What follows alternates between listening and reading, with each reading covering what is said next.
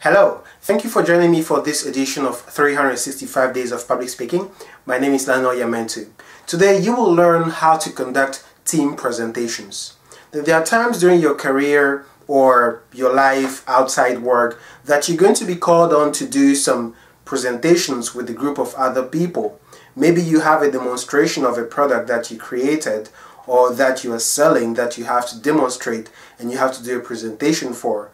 Or maybe it's in the office and you have a project that you executed or that you're leading and you want to do a presentation of that project to a team of stakeholders. How do you go about that? There are 5 steps that I'm going to walk you through when it comes to organizing yourself for that team presentation. Now this is different from organizing a speech or a presentation on your own because some of the principles still apply. The principles you use to create a presentation by yourself are the same principle you use to create a presentation for a group, for a team of people. However, when it comes time to execute or conduct that actual team presentation, these are 5 steps that you should walk through. Here's the first one for conducting team presentations. Number 1, establish in writing each team member's responsibilities regarding content and presentation aids. In other words, you should define clearly what every member in the team is going to say, when they are going to say it, and what props they're going to use as they are saying it. For example, you are demonstrating a product that have 5 different aspects or modules.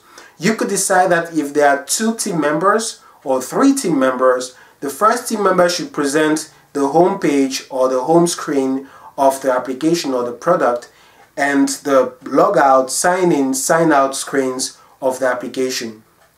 That's just one example. Now the second step is determine how introduction will be made. Are you going to introduce all the team members at once, or you are going to introduce all the team members one at a time? As in, the first one starts and he introduces the second one starts and he introduces the third one. That is when they are complete, of course. Or would you like to have someone introduce all the team members and then go into the presentation? My personal recommendation is, if you do have a small number of people, it is good to introduce everyone at once before you start. But if you have a large number of people, it is best to introduce one after the other. That way the audience does not lose the memory of who is who and who is saying what. And then again, when you are doing presentation as a group, as a team, it is important to sometimes, when you speak the first time in that group, to remind your name to the audience, just in case someone is taking note and they want to be able to refer to something that you said. Now number 3, practice introduction and transitions to create a seamless presentation. Number 3, practice introductions and transitions. Once you've agreed how you're going to introduce each other, make sure you practice how to introduce and transitions with all the other team members before you even begin. Now again, at this moment you already established what each one of you is going to say and your responsibilities, how you're going to demonstrate or illustrate whatever points you're going to make. So number 3 is you practice for a seamless transition throughout the entire presentation. Number 4, establish a set of agreed upon hand signals. For example, you could agree that when you do this, it means too loud, or when you say this, too soft, or when you say this, means you have to transition, or when you say this, it means time up, you're going for too long. Well, you get the message I'm trying to give you. Have agreed upon hand gestures, things that are going to be seen by you on stage that you will understand along with your other team members to represent different elements or different portions or different aspects of what you're trying to achieve with that presentation. That was number 4. Number 5, assign someone to handle the Q&A session, the question and answer. Now, if you do have a Q&A session, that is, if you do have time at the end of the presentation, of the team presentation for Q&A, question and answers, make sure you do assign someone who is part of the team to handle that interaction with the audience. And you have to decide if you want one person only to answer all the questions, or if you want the moderator of the Q&A to assign questions as they come in from the audience. There you have it, how to conduct team presentations. Let's go through the 5 steps that we shared.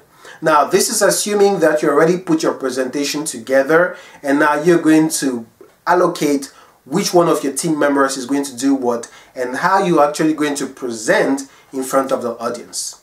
Now, how to conduct team presentation. Number 1, establish in writing what each team member's responsibilities are regarding content and presentation aids.